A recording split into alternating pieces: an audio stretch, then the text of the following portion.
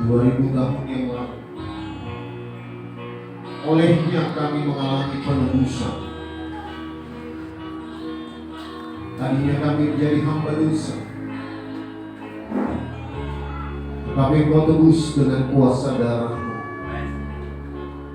supaya kami boleh benar-benar merdeka. Merdeka untuk menjadi hamba-Mu, supaya kami boleh memiliki hidup, yaitu hidup penuh kelimpahan. Hidup yang dibawa oleh anak-Mu. Aku datang untuk memberi hidup penuh kelimpahan. Hidup penuh kelimpahan ini yang membawa kami boleh menyeberang sampai kepada kekekalan. Terima kasih untuk pengorbanan-Mu. Kami bersyukur pagi hari ini boleh menaikkan puji-pujian kami, penyembahan kami kepada-Mu. Kiranya itu menjadi korban duka yang harum di hadapan-Mu Tuhan. Tetapi bukan hanya lewat pujian dan penyembahan kami, juga lewat hidup kami, lewat perkataan kami, lewat perbuatan tingkah laku kami, lewat pekerjaan kami, lewat seluruh hidup kami boleh menyenangkan hati-Mu Bapa. Sebab itu perlengkapi kami dengan kebenaran firman-Mu. Berfirmanlah bagi kami. Terima kasih untuk roh wahyu, roh hikmat dan pengertian yang membuka mata hati kami, semakin terang boleh melihat seperti Engkau melihat. Terima kasih untuk telinga yang mendengar, hati yang memahami, dan pikiran Kristus yaitu pikiran yang mengerti kehendak Allah Bapa dan mau melakukan. Terima kasih Tuhan, kami sambut kebenaran firman-Mu hanya di dalam nama Tuhan Yesus. Kita siap sama-sama kita katakan Amin. Silakan duduk anak muda. Shalom bagi kita semuanya. Shalom. Terima kasih untuk Aman, Bapak Pembala dan Ibu yang telah mempercayakan saya untuk melayani kita dalam pemberitaan firman Tuhan hari ini dan juga besok ya Bang ya. Oh, iya besok malam. Iya besok malam minggu. Nah, kita bersyukur boleh saling memberkati. Jadi saya perkenalkan dulu, nama saya Lambok Purba. Bukan pura-pura Batak, enggak. Pure Batak, murni orang Batak. Nah, saya menggembalakan di Pulau Batam. Siapa yang pernah ke Pulau Batam?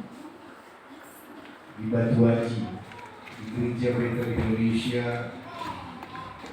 kurang lebih jalan 23 tahun.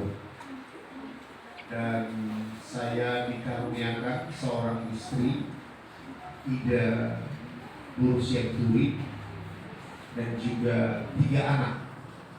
Nah, anak saya paling bungsu dia laki-laki, kakaknya ada 2. Ya. Dan setelah bekerja, telah tamat kuliah satu lagi mau belajar teknik memasak. Itu jurusannya.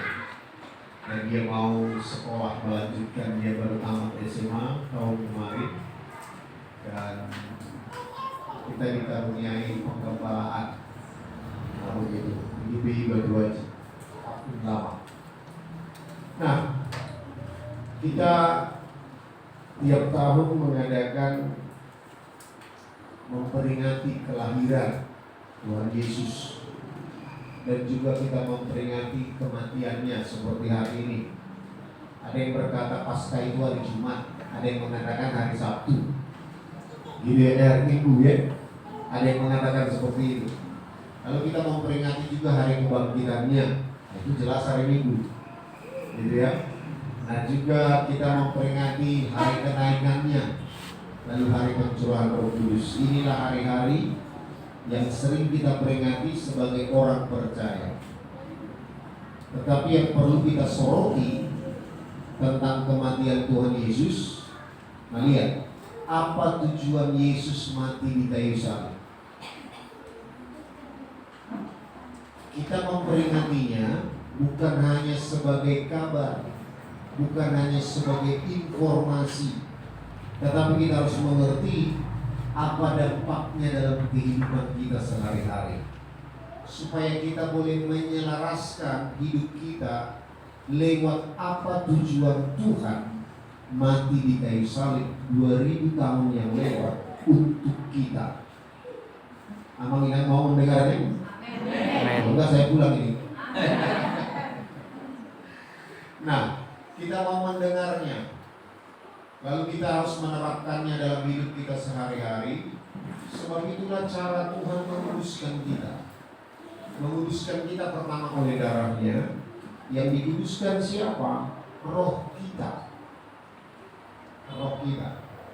Lalu dikatakan juga menguduskan kita dengan firman-Nya. Jadi ada dua pekerjaan menguduskan. Menguduskan oleh darahnya dikerjakan kepada roh kita. Waktu kita lahir baru, roh kita telah dikuduskan sekali untuk selama-lamanya. Ibrani 10 ayat 10 dan ayat 14. Sekali untuk selama-lamanya roh kita dikuduskan, lalu disempurnakan sekali untuk selama-lamanya untuk roh kita. Waktu kita menerima Yesus sebagai Tuhan dan Juru Selamat, kita minta ampun datang kepada Tuhan atas setiap dosa pelanggaran kita. Lalu kita pun diampuni. Kita percaya Yesus telah mati 2000 tahun yang lewat untuk semua manusia, termasuk orang yang tidak percaya pada Tuhan. Yohanes 1 ayat 29 mengatakan, Dia datang untuk menghapus dosa segenap manusia. Jadi termasuk yang namanya manusia, orang yang tidak percaya kepada Tuhan pun. Tetapi mereka boleh menerimanya kalau mereka menerima Yesus sebagai Tuhan. Tetapi Tuhan telah mengerjakannya 2000 tahun yang lalu. Jadi tinggal percaya. Oleh peristiwa itu, setiap manusia berhak menerima pengampunan dosanya. Amin. Amin. Nah, itu dikerjakan di dalam roh kita. Ibrani 10. Ibrani pasal 10 ayat 10 dan ayat 14. Ayat 10 saja. Coba.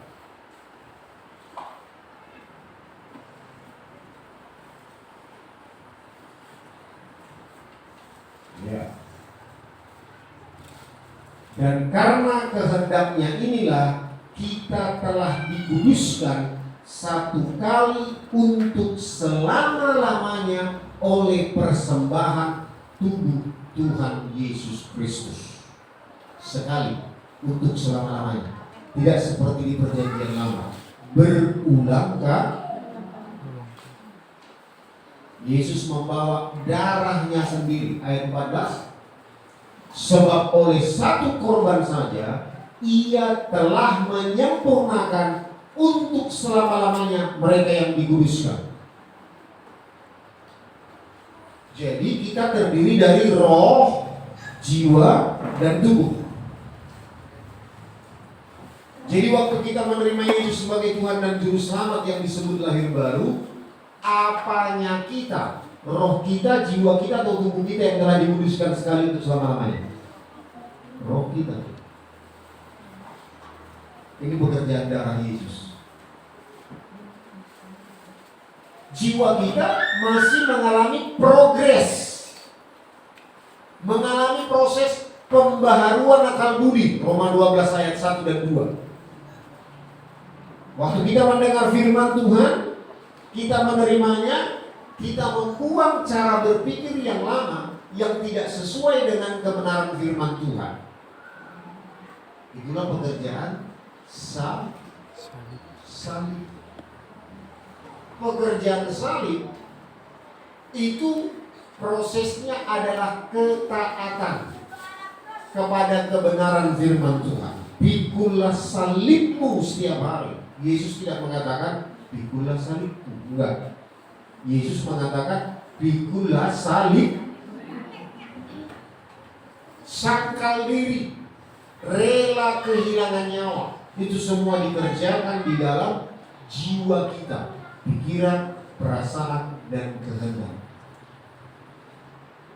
Lalu ketika roh kita selaras dengan jiwa kita, roh kita yang telah ditebus, yang telah dikuduskan sekali untuk selama-lamanya, diikuti dengan pertumbuhan rohani pada pikiran kita. Filipi 2 ayat 5 mengatakan, hendaklah kamu memiliki pikiran dan perasaan yang terdapat dalam Kristus Yesus. Caranya bagaimana? Waktu kita mendengar firman Tuhan, waktu kita merenungkan firman Tuhan, lalu kita selaraskan pikiran perasaan kita lewat kebenaran firman Tuhan yang kita dengar. Itulah pekerjaan salib. Jadi darahnya menguduskan roh kita, firman-Nya menguduskan jiwa kita.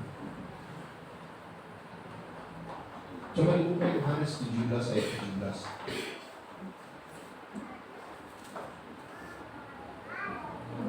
Injil Yohanes pasal 17 ayat yang ke-17. Ya.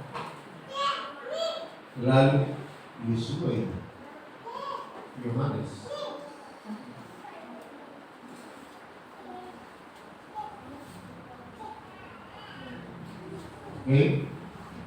kita baca sama-sama. Kuduskanlah mereka dalam kebenaran, firman adalah kebenaran. Jadi kita dikuduskan oleh kebenaran. Ini terjadi di mana? Di jiwa kita, di pikiran, perasaan, kehendak kita. Supaya apa? Roh dan jiwa kita yang telah selaras bisa memenangkan tubuh kita. Sebab tubuh kita melakukan sesuatu oleh karena perintah otak kita. Otak kita dikuasai oleh Tuhan, oleh Roh Kudus, oleh kebenaran, lewat roh kita, lewat persekutuan kita.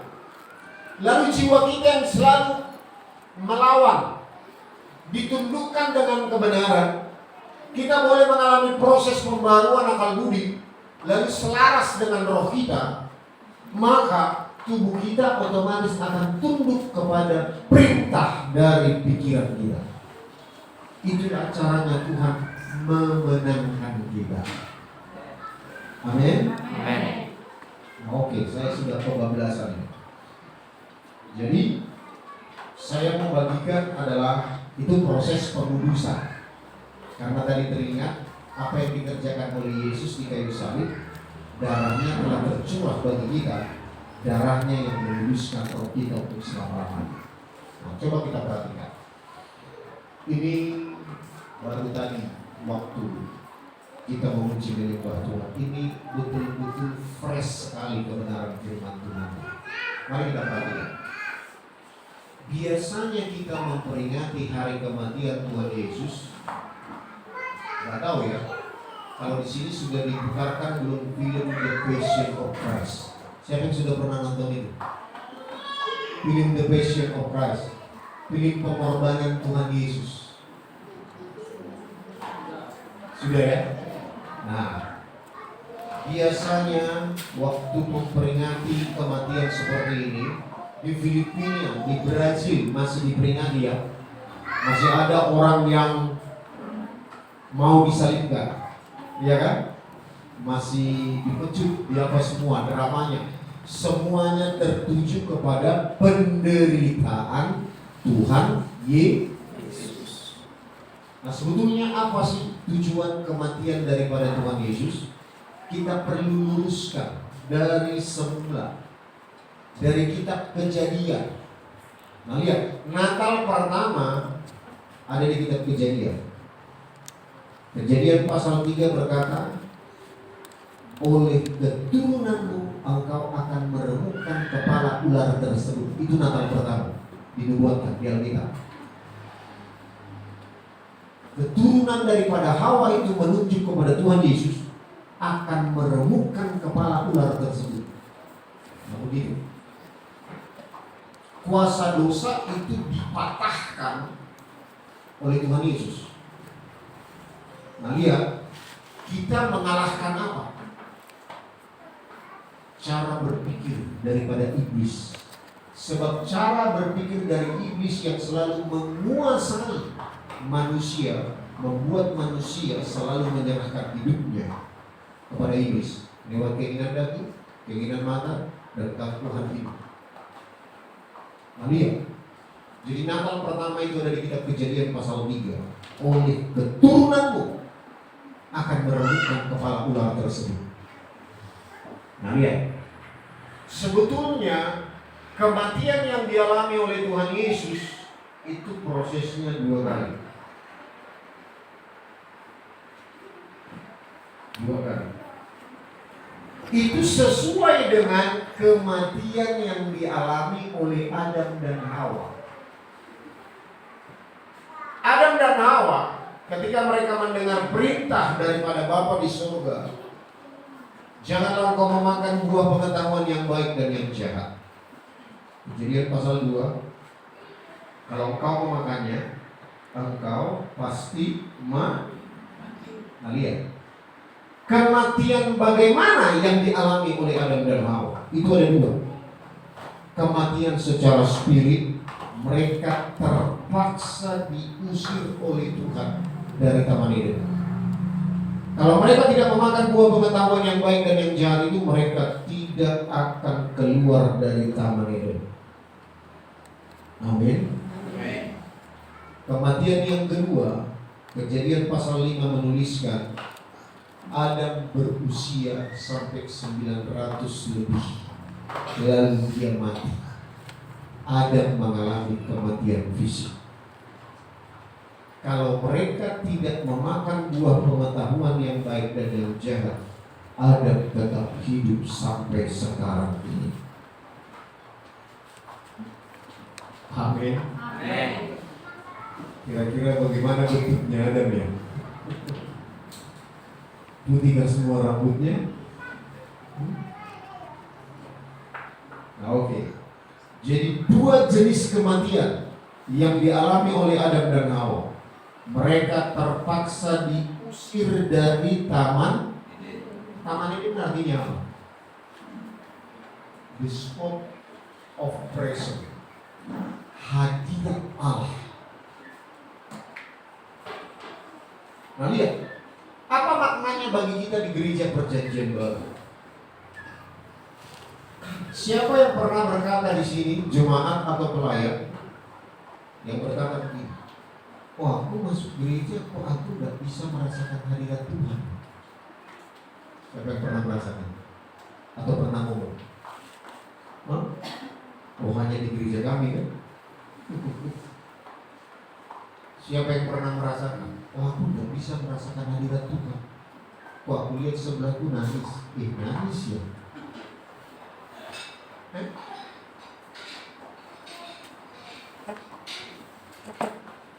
Kita percaya Daud aja berkata begini, sebelum aku tidur engkau ada, sesudah aku bangun engkau ada. Apalagi kita gereja Perjanjian Baru, Yesus telah datang. Dia dikatakan Immanuel, dia selalu hadir di tengah-tengah kita. Dia telah kita undang masuk dalam kehidupan kita sebagai Tuhan dan Juru Selamat. Dia tidak pernah meninggalkan kita. Ketika Adam dan Hawa diusir dari Taman Eden, apakah Tuhan meninggalkan mereka? Tidak. Tuhan tetap mengikuti mereka keluar dari Taman Eden. Itulah kasih Tuhan. Itulah kasih Tuhan yang luar biasa. Nah, lihat Bapak Ibu. Waktu kita jatuh dalam dosa, waktu kita malas baca Alkitab, waktu kita malas memuji menyembah Tuhan, apakah Tuhan turun kasih-Nya kepada kita? Halo.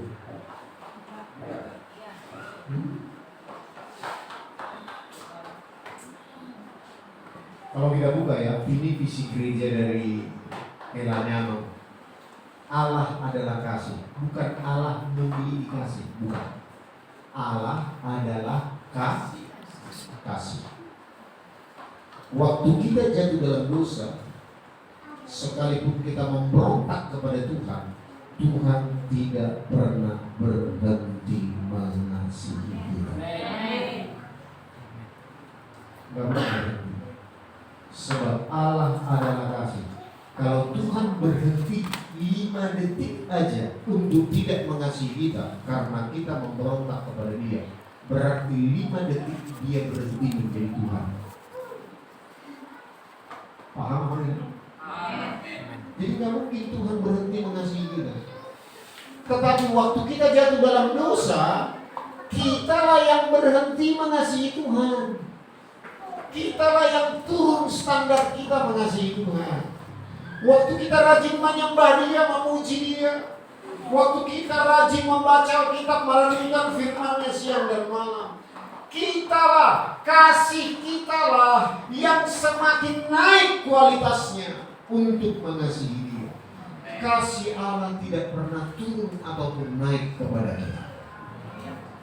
Amin. Amin. Makanya waktu Tuhan mengusir Adam dari Taman Eden, Dia tidak pernah meninggalkan manusia tersebut.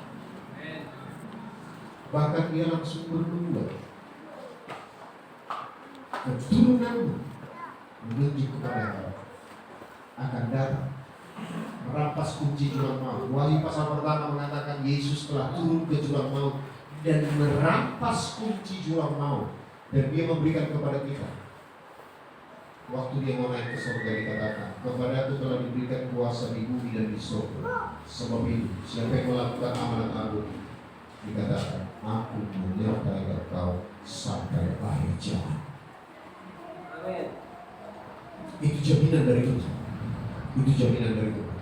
Jadi jangan ada yang takut menghadapi tahun 2023, 2024, katakan resesi ekonomi semua segala macam. Itu berlaku untuk dunia. Tetapi bagi kita yang tinggal dalam kerajaan Allah yang tidak tergoncangkan,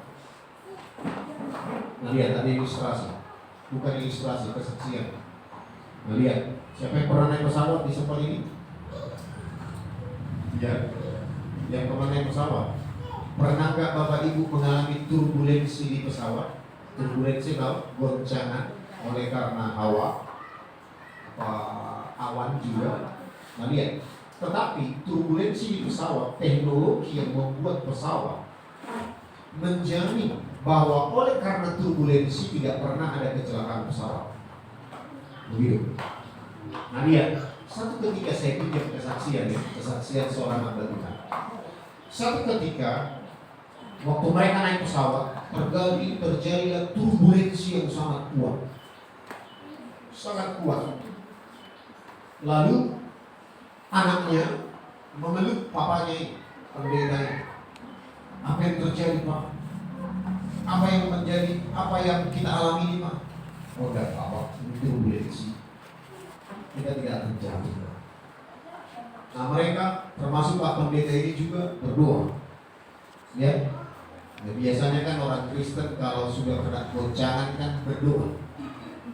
Betul enggak Bapak Ibu?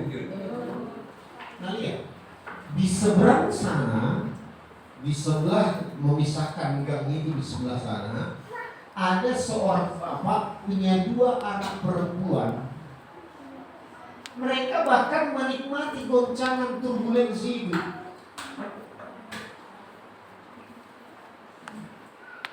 Apa yang mereka lakukan? Mereka memeluk tangan papanya di kiri kanannya, lalu mereka ngomong begini.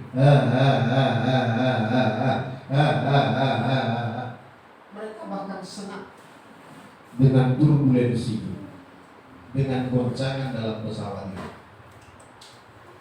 Pak Pendeta ini lihat, loh, kok senang kali ya? Apa yang membuat dia senang ya? Malah menikmati goncangan itu. Apa? Hah? Pikirannya betul. Tapi apanya? Apa yang dipikirkannya? Karena dia ada bersama dengan bapaknya. Nah waktu turbulensi itu tenang. Goncangan itu kan bisa kan tenang kan, udah selesai kan turbulensi. Malah mereka ngomong gini, kok udah selesai ya? Pak pendeta ini kok malah dia senang udah selesai turbulensinya? Begitulah kalau kita mengenal siapa Bapak Tuhan. Dia menggoncangkan langit dan bumi sekali lagi. Dikatakan Tuhan punya tujuan supaya tinggal hanya kerajaan Allah yang tidak tergoncang. Amin. Jadi goncangan itu bukan untuk menghakimi kita. Bukan. Dia membersihkan kita. Dia melakukan penghakiman keluar sana. Tetapi di dalam dibersihkan dulu. Supaya waktu penghakiman, goncangan itu turun ke dunia ini, kita tidak ikut tergoncang. Kita tetap aman di dalam kerajaan Allah yang tidak tergoncangkan. Siapa yang punya kerajaan Allah yang tidak tergoncangkan? Itu adalah Bapa kita. Kita berikan kemuliaan bagi Dia. Nah, kita kembali kepada apa sih tujuan Tuhan Yesus? Ya, ada dua jenis kematian. Kematian Yesus yang pertama adalah Dia terpisah dari hadirat Bapa. Kematian yang kedua adalah Dia mengalami kematian, tetapi Dia mati bukan karena siksaan. Tidak pernah Dia menjerit sekalipun oleh karena tubuhnya mengalami siksa. Dia mati karena Dia menyerahkan nyawanya kepada Bapa. Lihat, yang paling sering disoroti seperti yang saya katakan pertama adalah jenis penyiksaan secara fisik. Waktu Dia dimahkotai dengan duri, waktu Dia dipecut dengan cambuk yang seperti gancu itu, 40 kurang 1 kali, 39 kali. Kalau dicambuk ke dagingnya, itu akan mengambil dagingnya. Lalu waktu Dia ditombak, waktu Dia dipaku tangannya dan kakinya, itu yang sering kali kita perhatikan. Tapi mari dengarkan amanina.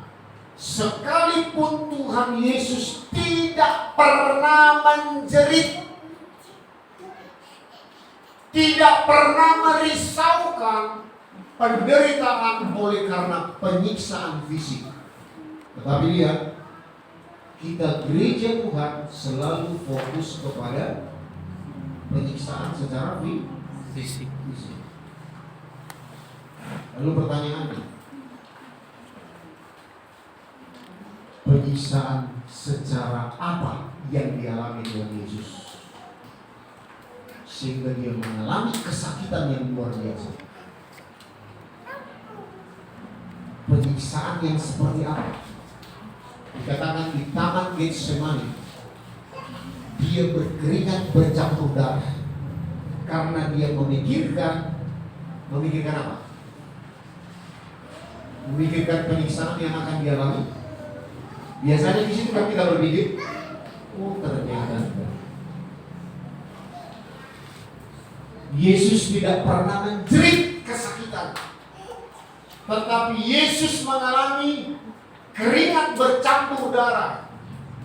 Menurut penelitian Profesor Dr. Sugede, orang yang sampai mengalami keringat bercampur darah disebut penyakit hematohidrosis. Kalau sampai kita mengalami keringat bercampur darah, lalu daging kita dicubit, daging kita ditarik, copot, dan tidak pernah ada orang sampai ke titik seperti itu, hanya Yesus. Karena sebelum sampai di titik itu, orang ini pasti bunuh diri. Yang kedua, gila. Ini penelitian Dr. Sugeng. Dan Yesus tidak gila dan tidak bunuh diri. Amin. Amen.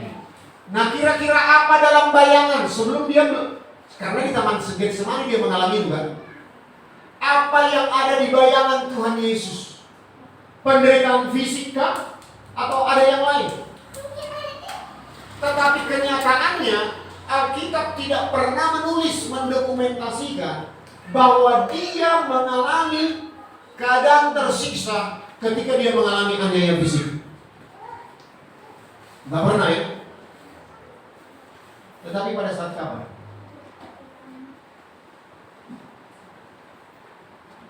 Pada saat dosa seisi dunia ditimpakan kepada dia di kayu salib. Lalu firman Tuhan mengatakan, coba dibuka Matius pasal yang ke-27 ayat 46.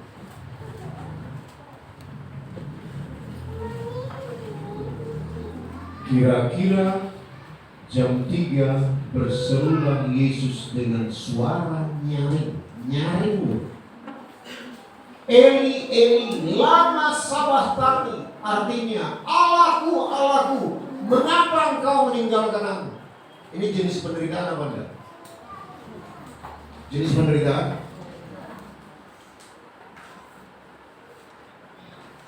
Penderitaan inilah yang membuat dia stres, bukan penderitaan fisik. Karena begini, Yesus seumur hidupnya dari kekekalan dia tidak pernah terpisah dari Allah. Tapi karena dosa seisi dunia, maka Bapa tidak bisa bersekutu dengan dosa. Bapa pun memalingkan wajahnya ketika dosa seisi dunia ditimpakan kepada anaknya. Lalu anaknya berseru, Eloi, Eloi, lama sabachthani, mengapa engkau meninggalkan aku? Sebab dari kekekalan sampai kepada kekekalan belum pernah Yesus ditinggalkan oleh Bapaknya. Pertanyaannya kepada kita, apakah kita bisa merasakan penderitaan seperti yang dialami oleh Tuhan Yesus ketika kita putus hubungan, tidak bisa menikmati hadirat Tuhan? Apakah kita biasa-biasa saja waktu kita tidak memuji menyembah Tuhan? Apakah kita biasa-biasa saja waktu kita tidak bisa mempraktekkan mengasihi kepada sesama, tidak bisa mengampuni orang lain? Apakah kita biasa-biasa ketika kita menyadari kita putus hubungan dengan Tuhan?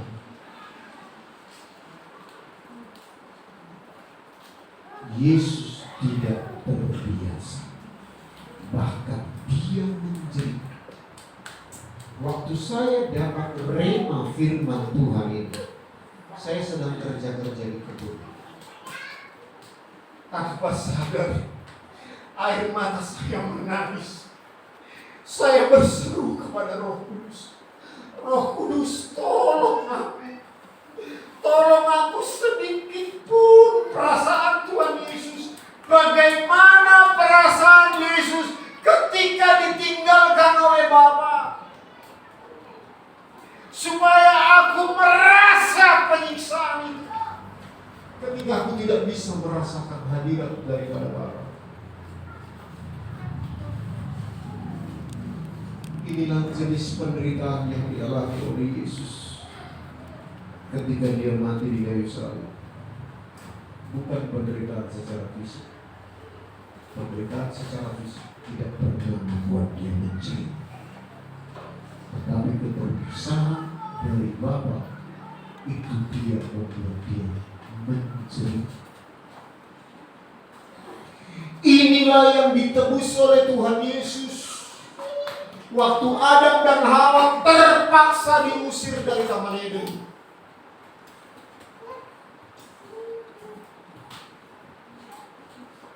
Yesus manusia. Ibrani 10 ayat 19 sampai 20 berkata, oleh keberanian percaya, kita boleh menghampiri tahta kasih karunia Allah setiap saat, kapanpun, dimanapun kita boleh menikmati Tuhan. Bukankah itu kejadian di Taman Eden? Amin Bapak Ibu. Amin. Di Taman Eden harusnya Adam memetik 2 pohon kehidupan. Bukan buah pohon pengetahuan yang baik dan yang jahat. Semua buah dari pohon-pohon yang ada di Taman Eden boleh kalian makan. Tetapi 2 pohon di tengah-tengah taman itu, yaitu buah pengetahuan yang baik dan yang jahat, tidak boleh kamu makan. Tetapi 2 pohon kehidupan itu boleh. Ya, 2 pohon kehidupan. Nah, perjanjian baru Yesus mengatakan, Akulah pokok anggur yang benar, Bapakkulah pengusahanya, kamu adalah cabang dan rantingnya. Harusnya Adam dan Hawa memakan buah pohon kehidupan. Amin. Amin. Dan sekarang kita bebas bersekutu di mana saja. Gak ada di sini yang berdoa kan, melihat kiblat, gak perlu menutup mata kan. Itu kesalahan guru sekolah minggu, tutup mata. Kalau nggak tutup mata, nanti Tuhan marah. Itu doktrin kita yang salah. Nah, jadi kita ditebus oleh Tuhan Yesus supaya kita tidak mengalami kematian rohani lagi, supaya kita tidak seperti jemaat perjanjian lama yang bisa bertemu dengan Tuhan hanya imam, itu pun sekali 1 tahun. Itu pun dia harus kudus. Kalau dia nggak kudus, dia akan mati di ruangan maha kudus. Tetapi oleh Tuhan Yesus, kematiannya di kayu salib, dikatakan tirai itu terobek dari atas ke bawah.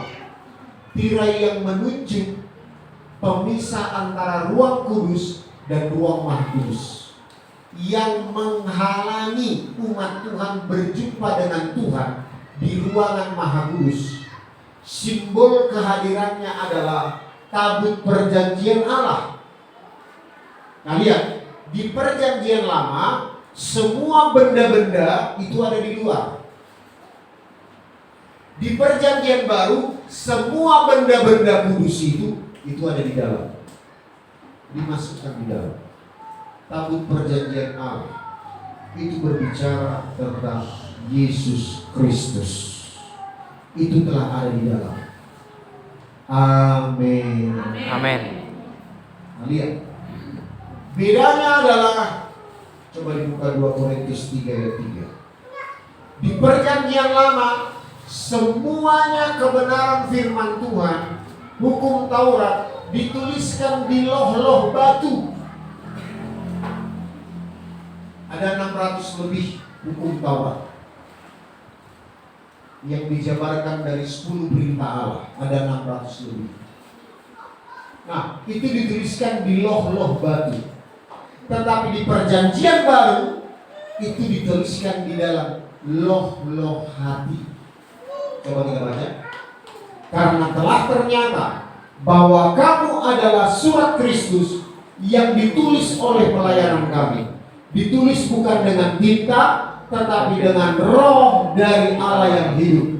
Bukan pada loh-loh batu, melainkan pada loh-loh daging, yaitu di dalam hati manusia. Ini juga diperteguh di kitab Yeremia, di kitab Yesaya pasal 36 ayat 26. Aku akan memberikan hati yang baru kepada mereka. Jadi kita umat perjanjian baru berbeda dengan umat perjanjian lama. Umat perjanjian lama, hukum Allah dituliskan masih di loh-loh batu. Tetapi bagi kita, gereja perjanjian baru, firman Tuhan itu telah dimeteraikan di dalam roh kita, dituliskan di dalam roh kita. Jadi semua janji Tuhan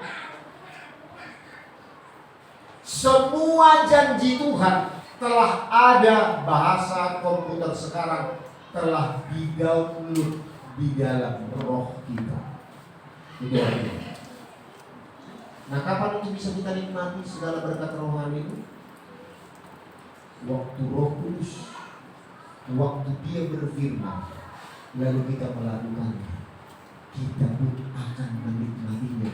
Bukan hanya di dalam roh kita, tetapi lewat jiwa kita, pikiran, perasaan, kehendak kita. Lalu firman itu mengalir ke tubuh kita, lalu mengalir kepada orang lain. Dan jika Tuhan berkenan, besok kita gali nih ya, kita gali tentang kebenaran ini. Bagaimana membuat harta rohani yang telah di-download, janji-janji Tuhan yang telah di-download di dalam roh kita, bagaimana cara mengeluarkannya supaya pikiran, perasaan, kehendak kita bisa menikmati janji Tuhan itu, lalu kita bisa menikmati di dalam tubuh kita, lalu dari dalam roh kita mengalir aliran-aliran air itu kepada orang lain sampai kepada kekekalan. Amin. Jadi lihat, kebenaran firman Tuhan itu telah ada di dalam roh kita. Ya, salah satu contoh aplikasinya, kasih itu sudah ada di dalam roh kita. Kasih ini menunjuk kasih agapao, bukan kasih storge, filia, kasih eros, tidak. Tapi ini mengatakan menunjuk kepada kasih agapao, kasih yang kekal, kasih daripada Bapa kita. Nah, lihat bagaimana kita menerjemahkan kasih agape dalam hidup kita. Lihat, kasih itu beda dengan jatuh cinta. Jatuh cinta itu tergantung kepada kondisi. Betul nggak, Amina? Siapa di sini pernah jatuh cinta? Tergantung kepada kondisi kan? Apakah pilihan kita yang kita cintai itu memiliki kepribadian, punya mobil pribadi, punya jerawat pribadi, punya tai lalat pribadi. Jadi lihat, jatuh cinta itu tergantung kondisi. Itu kasih eros. Kasih agape tidak tergantung kondisi. Itu ada di dalam roh kita. Lihat 1 Korintus 13 mengatakan kasih itu adalah sabar, rendah hati, murah hati, semuanya. Lihat, itu semuanya tertulis di dalam roh hati kita, telah terdownload di dalam roh kita. Nah, seringkali kita punya pemikiran seperti ini. Bagaimana mungkin aku mengasihi dia kalau dia tidak baik dengan aku? Betul nggak? Coba seorang suami, bagaimana mungkin aku mengasihi istriku sama seperti Kristus mengasihi jemaat? Padahal istriku belum berubah, tetap cerewet. Siapa suami yang mengalami seperti itu? Ini agak silau di sini, nggak kelihatan para suami. Siapa di sini istri yang bergumul kepada suaminya karena belum mengalami perubahan? Suaminya tetap marah-marah. Bagaimana aku bisa tunduk melakukan perintah Tuhan? Aku tunduk kepada suami karena aku mengasihi Tuhan. Seringkali kita kan, seorang suami mempertuhankan istri dengan cara bagaimana? Waktu istri cerewet, kita balas dengan cerewet juga, dengan malas juga, dengan marah juga. Artinya kita sedang melayani istri kita yang cerai. Betul gak ibu suami? Kita sedang mempertuhankan istri kita. Begitu juga istri, waktu melihat marah-marah suaminya, bagaimana aku mungkin bisa tunduk kepada suami kalau suamiku belum berubah, nggak baik-baik saja? Alasannya biasanya apa? Enak kali dia. Aku tetap mengasihi, aku tetap tunduk kepada dia, padahal dia belum berubah. Betul nggak Bapak Ibu? Padahal firman Tuhan yang bilang enak kali itu siapa? Yang enak itu siapa? Yang enak itu siapa? Yang melakukan, yang mendengar firman Tuhan dan melakukan. Betul nggak? Itu yang enak kan? Berbahagialah orang yang merenungkan firman Tuhan siang dan malam. Bukan yang enak yang gak berubah itu. Suami yang marah-marah, istri yang cerewet. Bukan itu yang enak kan? Tetapi kita yang tetap fokus, tetap mengasihi Tuhan. Sebab kita disuruh mengasihi sesama kita karena Tuhan terlebih dahulu mengasihi kita. Bukan kita melayani sikap mereka yang belum berubah itu. Jadi para suami, ini tipsnya.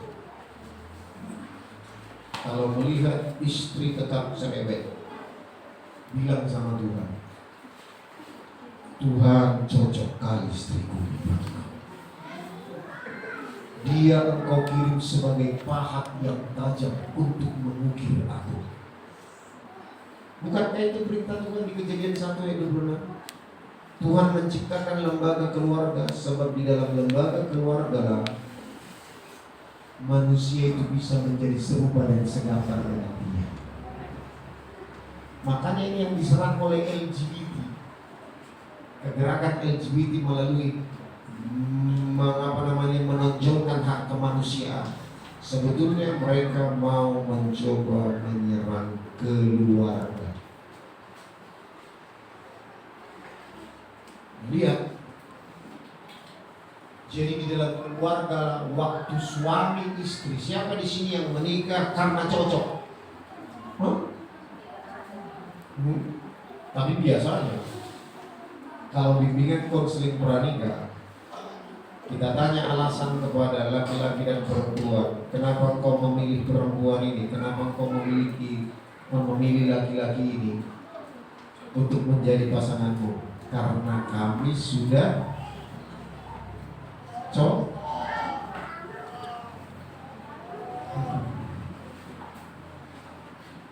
karena kami sudah saling jatuh cinta. Padahal jatuh cinta nggak bisa, harus dites 10 tahun, 15 tahun. Bagaimana pencak silatnya seorang suami, pencak silatnya seorang istri harus diuji dengan waktu. Sebab kasih yang disebut bukan jatuh cinta. Kasih suami istri dasarnya adalah seperti Kristus mengasihi jemaat. Kasih agapao, bukan jatuh cinta. Nah lihat, jatuh cinta itu diatur, dipengaruhi oleh kondisi. Tetapi mengasihi itu keputusan. Kasih itu sudah ada di dalam. Makanya Yesus mengatakan, kalau engkau mengasihi orang yang baik kepadamu, apa bedanya kamu dengan orang dunia ini? Ampunilah musuhmu. Kalau ada musuh yang memusuhi kita, bagaimana caranya kita mengasihi dia? Kalau bergantung kepada dia, tapi bergantung kepada yang di dalam. Sebab kasih itu sudah di dalam. Kasih itu tidak terpengaruh dari luar. Kalau terpengaruh dari luar, berarti kita pasti membenci musuh kita. Tetapi kasih itu ada di dalam. Dia perlu diambil keputusan untuk mengasihi. Amin, amin. Jadi jangan ada di antara kita lagi yang sakit hati. Kampungan. Kenapa saya sebut kampungan? Lihat Amina. Kalau kita tidak bisa mengampuni orang lain, coba bandingkan dengan Tuhan Yesus. Tuhan Yesus siapa yang sepakat tidak pernah berbuat dosa? Kita semua. Betul? Nah, sedangkan dia yang tidak pernah melakukan dosa mau mengampuni kita yang berdosa. Siapa saudara Apakah saudara tidak pernah melakukan dosa sehingga tidak mau mengampuni orang lain? Berarti kalau kita tidak mau mengampuni orang lain, kita sedang mengangkat tinggi derajat kita di atas Tuhan. Berarti kita sombong. Berarti sebentar lagi kita akan dijatuhkan Tuhan seperti Lucifer yang sombong. Mari dengarkan nama Tuhan. Kalau kita tidak mau mengampuni orang, siap-siap kita dijatuhkan. Amin. Amin. Jadi kalau saudara tidak mau mengampuni, kita disebut kampungan. Kita kembali. Apa yang ditebus oleh Tuhan Yesus di kayu salib menebus kita. Tadinya kita terpisah dari Tuhan. Sebentar. Waktu di Taman Eden, Adam dan Hawa, ada nggak kebaktian seperti ini? Ada nggak? Hah? Ada? Ada didokumentasikan, ditulis di Alkitab? Ada nggak?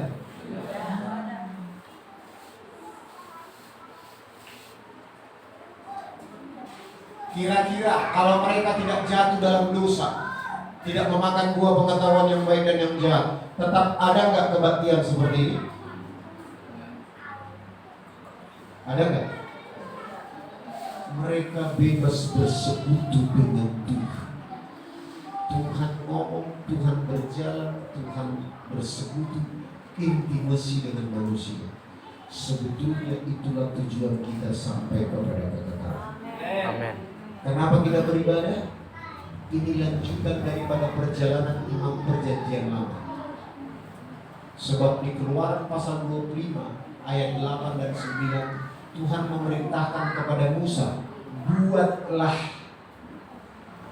kemah tabernakel, ya, supaya aku tinggal di dalam mereka, di tengah-tengah mereka. Itu tujuan Tuhan. Nah, sebelumnya di Keluaran 19, Tuhan mau jumpa langsung dengan mereka di kaki Gunung Sinai. Tuhan mau berdiam seperti mereka, tinggal di Taman Eden. Tetapi mereka menolak. Ketika Tuhan datang ke kaki Gunung Sinai dengan petir, kilat, sabung menyambung, mereka ketakutan. Mereka ngomong kepada Musa, "Musa, kalau kami ketemu dengan Tuhan, kami akan mati." Nanti baca Maminang ya. Ulangan pasal 5 mengatakan, diulangi lagi, biarlah engkau berbicara kepada Tuhan dan engkau berbicara kepada kami. Mereka menolak Tuhan. Orang Israel menolak Tuhan. Makanya harusnya bangsa ini menjadi bangsa imamat yang rajani. Keluaran 19 ayat 3 sampai 6. Itu tujuan Tuhan, menjadikan bangsa Israel ini menjadi bangsa yang imamat yang rajani. Tetapi mereka menolak, sehingga adalah suku imamat, Imam Lewi. Nah, ini diteruskan sampai kepada zaman Daud. Zaman Daud berkembang, semua peraturan keimamatan dia labrak. Dibuat pondok Daud. Makanya pondok Daud dinubuatkan kembali di Kisah Rasul 15, aku akan memulihkan pondok Daud. Pujian, penyembahan dan doa di pondok Daud. Artinya persekutuan manusia dengan Tuhan itu bisa bebas dinikmati oleh orang percaya. Di pekerjaan, di rumah tangga, waktu nyapu rumah, waktu menyuci piring, kita boleh bersekutu dengan Tuhan. Boleh enggak? Boleh. Tuhan, seperti aku nyuci piring ini, seperti aku nyapu rumah, waktu aku ngepel rumah, seperti aku membersihkan semua peralatan ini. Demikianlah kau membersihkan aku dengan firman-Mu. Kirimlah firman-Mu untuk menguduskan aku. Kita bisa berbicara seperti itu. Amin. Sama seperti kita masak nasi goreng. semakin banyak bumbunya yang tepat, semakin enak nasi gorengnya. Kan gak enak nasi goreng hanya pakai telur. Enggak kan? Bulu iropat tom cicang bibu saut. Iya kan? Ada telur dikit, ada sayuran dikit, ada apa lagi? Ada bawang putih, ada bawang merah. Itu sudah gak komplit kayaknya ya. Nah, coba, ada nggak yang bertanya begini, ngapain dibumbuin seperti itu? Kenapa nggak bawang putih aja dimakan, bawang merah aja dimakan, daging dimakan, toh juga nyampur di dalam? Hah? Ada nggak yang coba begitu untuk makan nasi goreng? Nggak ada. Begitu juga lah dengan Tuhan. Waktu Dia mempersiapkan hidup kita, firman-Nya berkata bahwa Allah turut bekerja dalam segala sesuatu untuk mendatangkan kebaikan bagi kita yang mengasihi Dia. Waktu kita mengasihi Dia, waktu kita mengalami proses, masalah, persoalan, mata kita tetap tertuju kepada Tuhan. Tidak bisa kita diputuskan hubungan dengan Tuhan. Setiap proses dan masalah itu diramu oleh Tuhan supaya Dia boleh menghidangkannya bagi kita menjadi mempelai Tuhan. Jadi lihat, apapun keadaan kita, ini yang perlu kita perbaiki. Paulus sangat tegas, sangat menegaskan ini. Sebab banyak gereja perjanjian baru tetapi hidupnya masih perjanjian lama. Misalkan waktu kita berdoa untuk kesembuhan, kita minta apa? Tuhan, kami minta bilur-bilurmu menyembuhkan aku atau menyembuhkan saudara gue. Benarkah kita berdoa seperti itu? Benar. Itu hukum Taurat. Pertanyaannya, kapan Tuhan menyembuhkan kita? Apakah setelah kita berdoa lalu Tuhan kerja, lalu diberikan lagi bilur-bilurnya? Kapan Tuhan memberikan bilur-bilurnya kepada kita untuk menyembuhkan kita? 2000 tahun yang lewat. Berarti peristiwanya sudah lewat. Jadi bagaimana dong cara doa kita supaya tidak perjanjian lama lagi, tetapi menurut iman perjanjian baru? Jadi begini, kita hanya menerima, bukan meminta lagi, sebab Tuhan telah memberikannya 2000 tahun yang lewat. Jadi iman kita begini, Tuhan, terima kasih untuk bilur-bilurmu yang telah Engkau berikan, yang Engkau sediakan kepada kami, supaya kami yang mengalami sakit boleh memperoleh kesembuhan. Sekali lagi, bukan memintanya lagi. Amin. Amin. Itu bedanya kita, umat perjanjian lama dengan umat perjanjian baru. Lalu siapa yang berdoa di sini? Tuhan, layakkan aku Tuhan. Apa yang melayakkan kita? Kuasa darah Yesus. Dengan penuh keberanian percaya kita mengambil Dia. Ibrani 10 ayat 19 sampai 20. Melihat kapan Dia melayakkan kita, menebus kita dengan darahnya sekali untuk selama-lamanya. Kapan? Apakah semenjak kita berdoa, layakkan aku Tuhan? Lalu Tuhan bilang dari surga, iya, aku layakkan engkau Tuhan, anakku sekarang. Iman perjanjian baru itu semua telah dikerjakan Yesus di kayu salib 2000 tahun lalu. Jadi kita tidak berdoa lagi meminta layakkan aku Tuhan, tetapi begini, terima kasih Tuhan, Engkau sudah melayakkan aku. Beda kan berarti? Beda. Kalau terima kasih Tuhan Engkau sudah melayakkan aku, berarti sudah dikerjakan 2000 tahun yang lalu. Kalau kita minta layakkan aku Tuhan, itu berarti Tuhan belum mengerjakan 2000 tahun yang. Bisa nangkep apa ini? Ini juga. Ini perkara-perkara yang perlu kita selesaikan. Supaya berguna kematian Tuhan Yesus di kayu salib 2000 tahun yang lalu. Supaya berguna. Jangan kita sebagai gereja perjanjian baru tetapi menolak karya Yesus di kayu salib. Kita berdoa begini, urapi aku Tuhan. Kapan Yesus tinggal dalam hidup kita, dan Yesus yang diurapi itu telah tinggal dalam hidup kita. Kapan? Waktu kita menerima Yesus sebagai Tuhan dan Juru sama, yang diurapi tinggal dalam hidup kita. Jadi kita berdoa bukan lagi berkata urapi aku Tuhan, Dia sudah tinggal di dalam. Tetapi kita ganti doa kita begini, terima kasih Engkau telah mengurapi aku Tuhan. Amin. Juga menentang setan. Kita berdoa untuk, bukan untuk ya, kita berdoa untuk menentang setan. Tetapi kita bilang begini, Tuhan, Engkau usir Tuhan setan ini di dalam nama Yesus. Loh, Tuhan bukan kerjaannya itu lagi. Tuhan telah memberikan kuasa itu kepada kita. Kitalah yang mengusir setan itu. Hai setan, engkau pergi dalam nama Tuhan Yesus. Jangan suruh Tuhan lagi mengusirnya. Amin. Jangan bikin kerjaan Tuhan.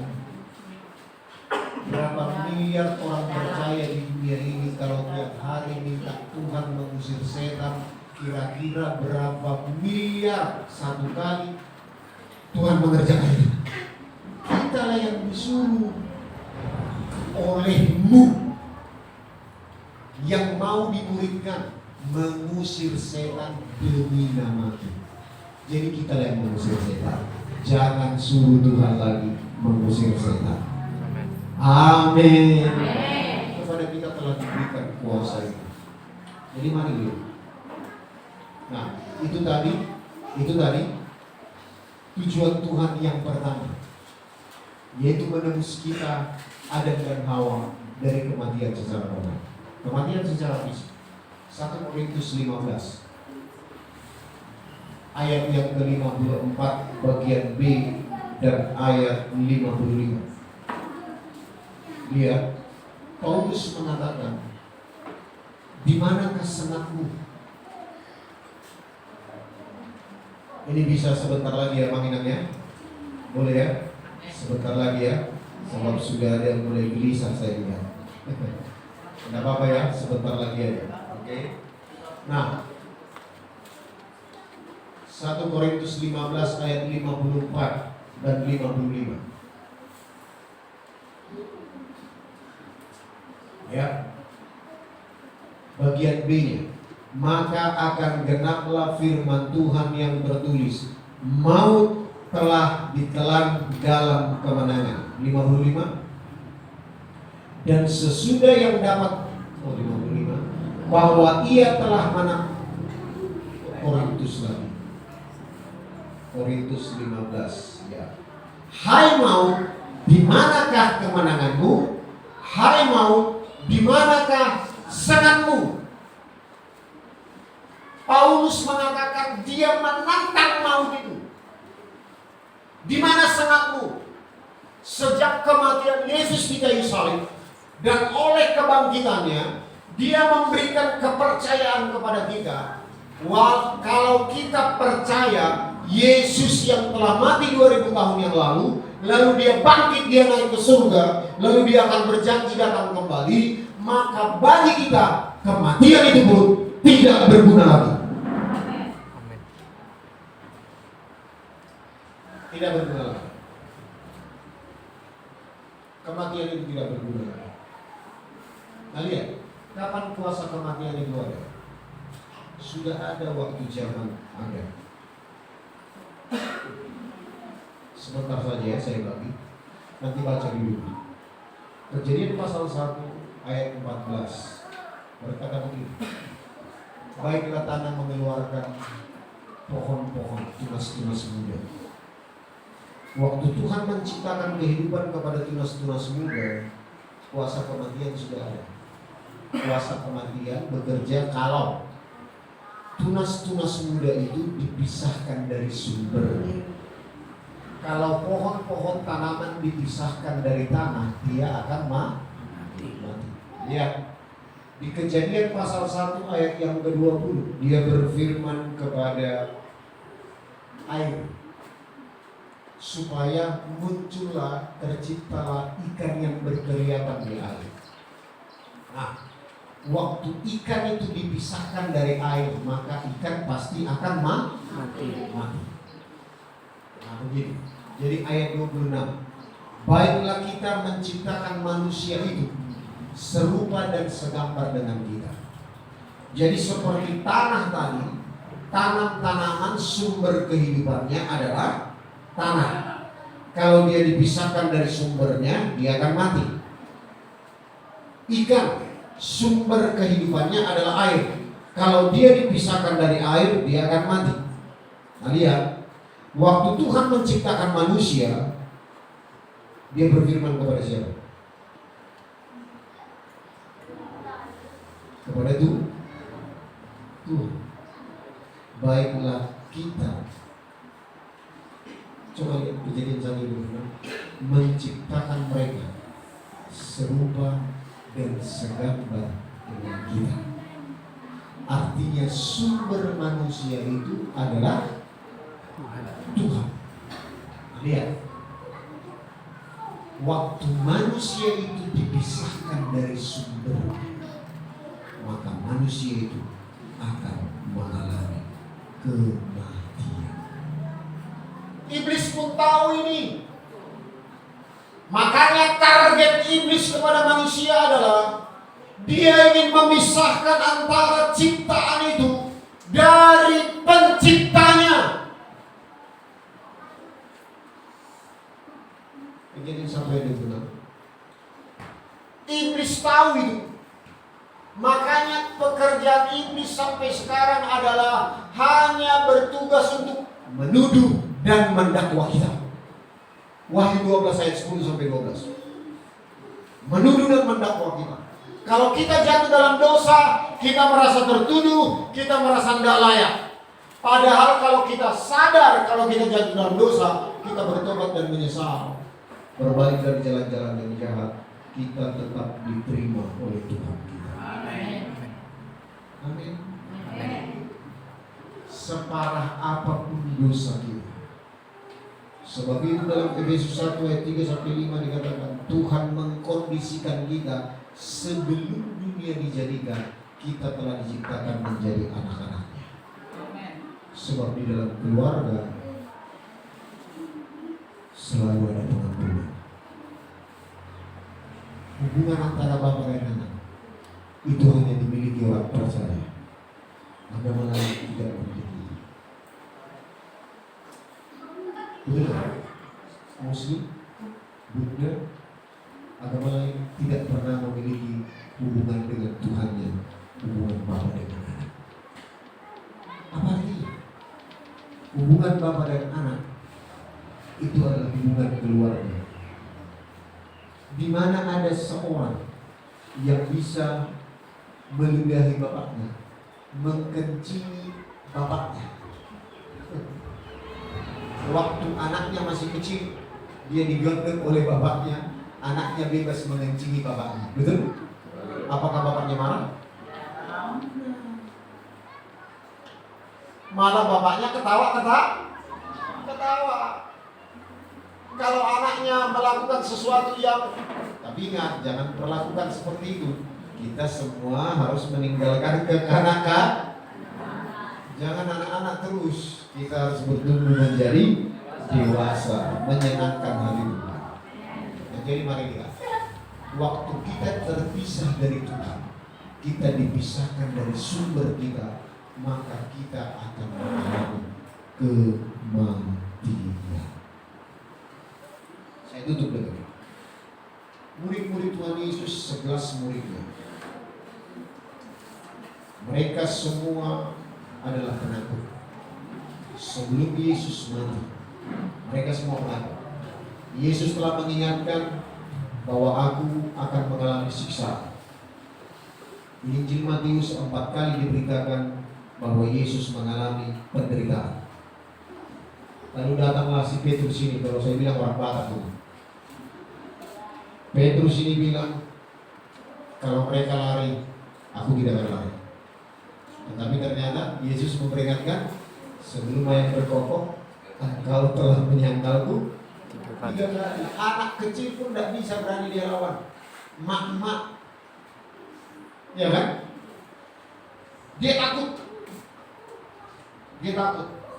Hanya Yohanes yang berhasil menemani dia sampai di kayu salib.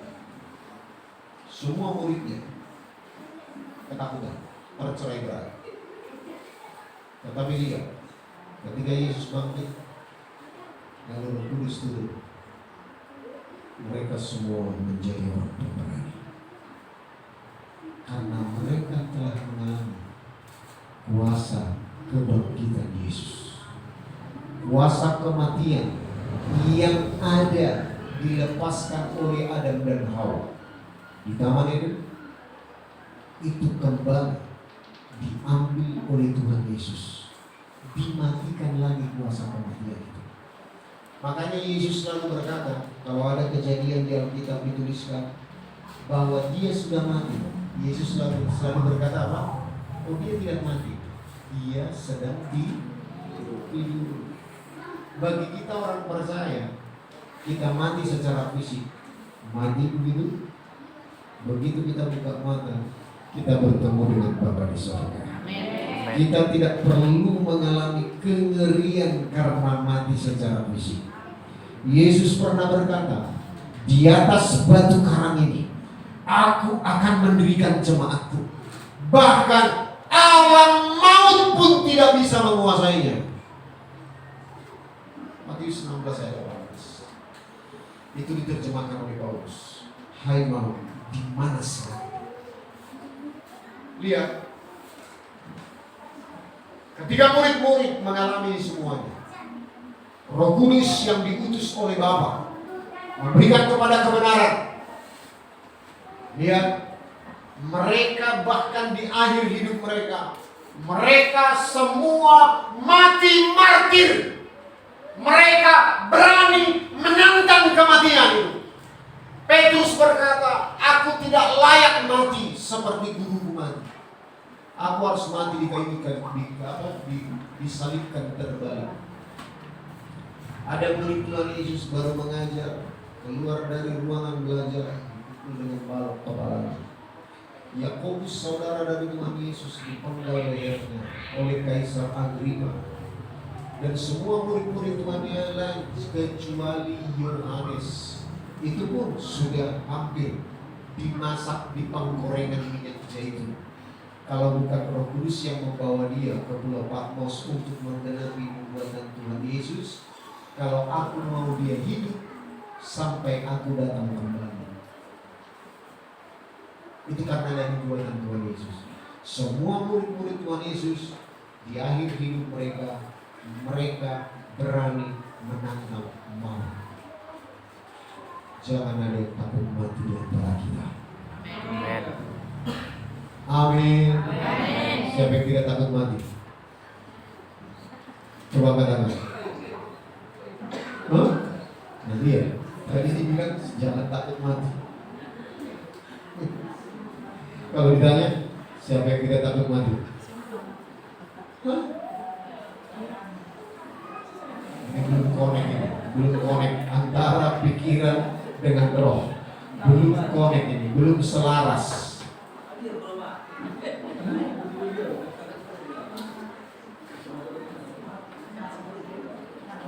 Hidup di dunia ini hanya sementara. Hidup dalam kekekalan itu berapa tahun? Selama-lamanya berapa tahun? Lebih panjang dari triliun tahun. Kenapa kita harus takut mati? Orang yang tidak takut mengalami kematian adalah orang yang paling tenang hidupnya di dunia ini. Kalau alam maut pun tidak bisa menguasai kita, apalagi sakit penyakit, apalagi persoalan rumah tangga, apalagi persoalan ekonomi, apalagi persoalan di dunia. Itu semua anak buah dari kematian. Kalau alam maut kematian tidak bisa menguasai, apalagi mengalami penderitaan yang lain. Katakan sama-sama, merdeka. Merdeka. Benar-benar nggak merdeka ya? Benar-benar merdeka. Mari dalam merdeka.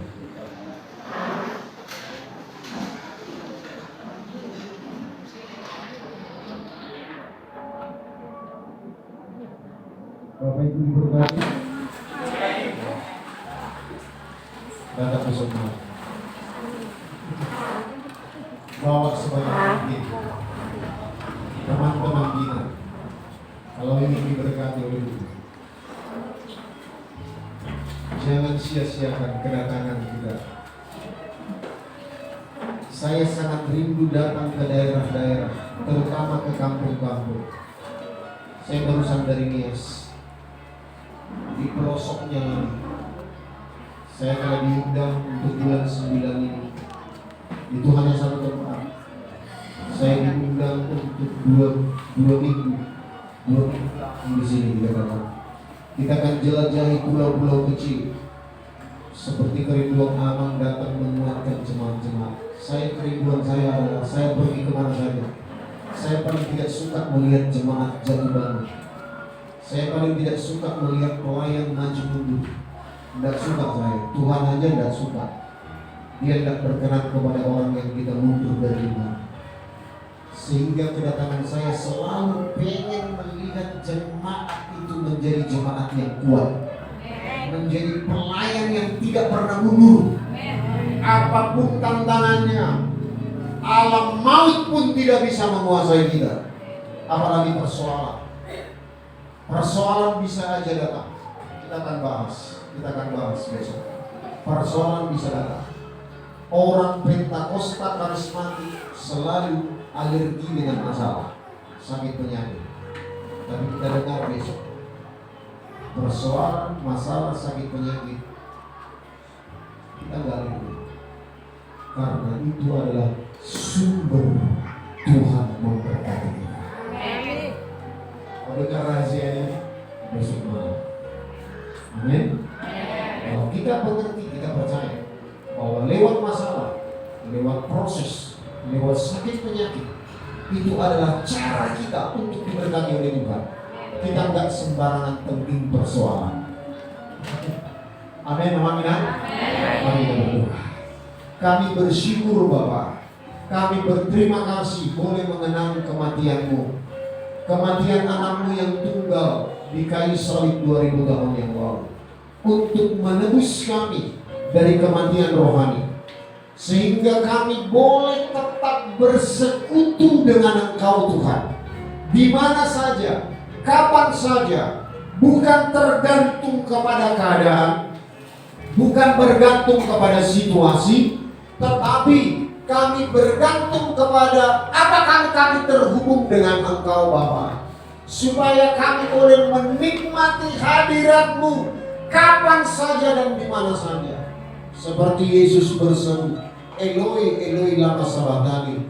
Biarlah kami juga berseru, kami boleh terganggu ketika hubungan kami tidak harmonis dengan Engkau Tuhan, supaya kami tidak pernah meninggalkan persekutuan dengan Engkau, dan juga kami tidak pernah takut akan kematian, sebab Allah maut pun tidak bisa menguasai. Apalagi persoalan sakit penyakit ekonomi, semuanya itu adalah anak buah kematian. Kami tidak akan takut mengalami kematian lagi, sebab bagi kami kematian adalah awal dari kehidupan, hidup bersama dengan Engkau selama-lamanya. Meteraikan firman-Mu dalam hidup kami. Hamba-Mu telah berhenti berbicara, tetapi Engkau Roh Kudus terus berbicara menerangi hati dan pikiran kami, supaya kami boleh menjadi serupa dan segambar dengan Engkau, sepikiran seperasaan dengan Engkau. Terima kasih Tuhan, di dalam nama Tuhan Yesus kita yang sudah diberkati, sama-sama kita katakan amin. Silakan duduk Bapak Ibu.